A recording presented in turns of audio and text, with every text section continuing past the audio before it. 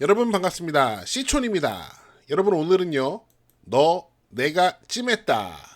최근 경매 시장에서 낙찰된 물건들을 살펴보려고 합니다. 다양한 지역의 다양한 물건들을 살펴보고 최근 시장 분위기를 파악하는 데 도움이 될 것 같습니다. 자, 바로 시작할게요. 첫 번째로 보실 곳은 여기는 경주입니다.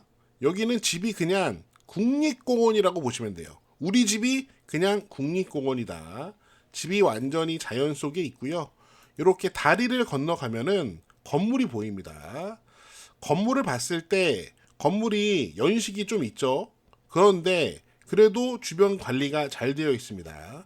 깔끔하고 봐줄만 해요. 그리고 요 마당, 여러분 마당을 보세요. 마당에 풀 관리도 잘 되어 있고 이렇게 텃밭도 있습니다. 완전 산 속에 나만의 세상이죠. 이게 끝이 아닙니다. 자, 요 안쪽에 뭐가 또 있는데 여기 바위를 좀 보세요. 그냥 산 속에 다 자연석입니다. 요렇게 가면은 또 멋진 건물이 하나 보여요. 와, 이런 공간이 있는 자연 속에 있는 뭐 전원주택이라고 볼 수 있는데 이게 얼마에 낙찰이 됐냐? 보시면은 감정가가 2억 9천만 원이었습니다. 그런데 1차 매각 기일에 야, 이건 내가 찜했다. 어지간히 마음에 드셨나 봐요. 한 분이 입찰을 했고 감정가보다 조금 비싸게 낙찰을 그냥 단독으로 받아버렸습니다. 자, 낙찰 받은 것에 끝나지 않고 대급 지급 기한이 7월 30일까지인데 잔금 납부는 미리 했고요. 벌써 소유권까지 취득을 했습니다. 진짜 이 집이 마음에 드는 분이었던 것 같아요. 저는 충분히 그럴 만한 가치가 있는 자연 속의 집이라고 생각합니다. 또 보시는 분에 따라서 야, 저 자연 속에서 뭐 하려고 그러냐 그럴 수 있지만 이 자연을 가치 있다고 생각하는 사람도 있으니까요. 뭐 저도 그런 사람입니다. 자, 그 다음 집을 보시면은 요거는 자연과 좀 거리가 멀죠. 이게 아주 허름한 집입니다.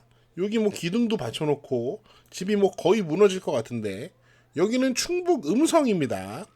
집을 판매하겠다고 현수막도 붙여놨죠. 야, 이거 팔 수 있을까요? 다 무너진 것 같은데요? 집 안에도 장난이 아닙니다. 자, 근데 이 집이 좀 특징이 있었어요. 이게 건물만 매각에 나와 있었고 제가 확인을 해보니까 이거는 이 건물을 위한 법정지상권이 성립할 가능성이 거의 없었어요. 그런데 이 집이 여러분 낙찰이 됐습니다. 이 감정가가 1,800만 원이었는데 쭉 떨어졌고 9차까지 쭉 떨어졌고 결국 430만 원에 낙찰이 됐습니다. 그리고 역시 이미 잔금을 납부해서 소유권까지 취득을 했습니다. 과연 이 집을 어떻게 활용할 계획인지 저는 참 궁금한데요. 낙찰자가 그 묘안이 있는지 참 궁금합니다. 그 다음 집은 인천 청라입니다. 우리 이 집 살펴봤죠. 바로 이 집입니다.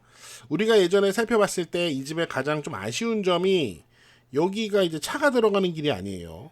이 집은 아니고요. 이 집만입니다. 그래서 차를 밖에 공용 주차장에 세워놓고 이렇게 걸어 들어가야 됩니다.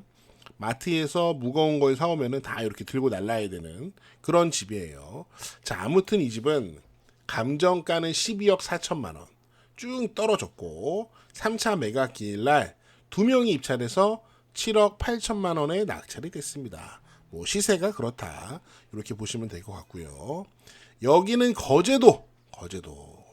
자, 요런 목조주택 보시면은 데크도 빵꾸가 났고 그 다음에 요 뒤에 올라가는 계단도 무너졌고 이런 집인데 자, 이 집은 감정가 3억 8천에 쭉 떨어졌다가 반값도 안 되는 40% 정도 되는 1억 5천만 원에 낙찰이 됐습니다. 자, 그 다음 분당으로 가보겠습니다. 이 경매 물건 역시 우리가 영상을 통해서 같이 공부를 했던 물건입니다. 자, 이게 역사가 어떻게 됐냐면은 이 건물의 토지가 2013년도에 경매에 나왔었는데 30명이 공동으로 낙찰을 받았습니다. 그래서 우리가 지난 영상에서 아마도 요 30명은 경매회관에서 만나서 같이 공동 투자를 한 게 아닐까 그런 추측을 했었죠. 왜냐면은 그런 경우 아니면은 30명이나 되는 사람이 공동으로 이렇게 낙찰받는 게 흔한 케이스는 아니니까요. 아무튼 현재는 2025년이 됐는데 이번에는 건물만 경매에 나온 상황입니다. 여러 가지 자료를 봤을 때 이 건물을 위해서 법정지상권이 성립할 가능성은 매우 낮다라고 지난 영상에서 우리가 분석을 했었고요. 그러니까 당연히 쭉 떨어졌습니다. 11억에서 건물 감정가가 11억에서 쭉 떨어졌는데 이번에 1억 6천만 원 정도의 단독 낙찰 받았는데 법인이고요. 비드 땡땡땡땡. 비드라는 말이 붙은 거 보니까 비드가 BID 입찰하다라는 뜻이잖아요. 아마 이 법인도 경매와 관련된 법인인 것 같아요. 아무튼 여기 낙찰을 받았는데 제가 궁금하더라고요. 법인 이름에 비드라는 입찰하다라는 뜻의 단어가 들어있으니까 분명히 경매나 부동산과 관련된 회사인 것 같은데 과연 이 건물 낙찰자가 기존의 토지 낙찰받은 30명과 원래 관계가 있는 사람일까? 그렇다면은 토지하고 건물을 다 소유하게 됐으니까 뭐 괜찮죠. 만약에 요 건물 낙찰받은 법인이 토지 낙찰을 받은 30명과 완전 관계가 없는 사람이라면 뭐야 이게 어떻게 되는 거야 그런 생각도 들고 분명히 이 건물을 위한 법정지상권이 저는 거의 성립 안 할 것 같은데 만약에 토지 낙찰자와 관계없는 법인이라면 이 경매를 전문으로 하는 회사가 이걸 왜 낙찰받은 걸까 이런 생각도 들더라고요. 아무튼 앞으로 어떻게 될지는 우리가 알 수는 없지만 뭐 현재 상황이 그렇다는 겁니다. 자, 그 다음 집은 눈이 소복하게 쌓인 대관령입니다. 제가 사는 강원도 평창 대관령 면인데요. 대관령은 진짜 눈이 많이 오고 무지하게 추운 동네입니다. 제가 느끼기에는 거의 뭐 신선의 동네인데 자, 이 집이 경매에 나온 지 좀 됐습니다. 이게 감정가가 6억 7천만 원 쭉 떨어졌고 감정가 대비 34% 2억 3천만 원에 낙찰을 받았네요. 뭐 가격이 떨어졌으니까 낙찰을 잘 받은 것 같습니다. 자, 그 다음에 이 집도 우리가 살펴봤었죠. 경기도 양평에 있는 이 집도 굉장히 오래된 집이에요. 경량 철골 구조로 2005년도에 20년 된 집이네요. 경량 철골 구조 20년 된 집. 자, 이 집은 2억 9천만 원에서 쭉 떨어지다가 낙찰가는 2억이 넘네요. 수원에 사시는 분이 낙찰을 받았는데 2억이 넘는 가격에 낙찰을 받았습니다. 뭐 양평이니까 이해도 되는 가격이죠. 자, 이 집도 우리가 살펴봤는데 멋지죠. 멋집니다. 여기는 충북 괴산 목조주택이고 2017년 거의 뭐 8년밖에 안 된 새 집이라고 보기는 어렵지만 그렇다고 해서 엄청 오래된 집도 아니죠. 자, 이 집은 2억 7천 감정받았는데 2억 5천만 원에 낙찰이 됐네요. 뭐 낙찰받은 분도 마음에 든다 그런 마음으로 아마 낙찰을 받았던 것 같습니다. 자, 3개만 더 볼게요. 여기는 강원도 홍천인데요. 집을 딱 보면은 집이 굉장히 오래된 집이죠. 자, 이거는 우리가 영상을 통해서 살펴보지는 않았는데 저는 보고 있었어요. 이게 건물만 이제 경매에 또 나와 있습니다. 이 땅은 2021년도에 토지 낙찰을 받았어요. 다른 분이. 그래서 이제 여기 매각물권 명세서를 보면은 이 토지 낙찰자와 이제 건물 소유자가 이제 그 뭡니까 건물 철거 및 토지 인도 이제 소를 한 것 같은데 이 결론이 어떻게 났냐면은 법정지상권이 성립한 것으로 보이는 바 이제 토지 낙찰자가 이 건물 이제 철거하고 저한테 인도하세요라고 소송을 냈는데 법정에서 이제 법정지상권이 성립한다는 그런 판결이 나왔나 봐요.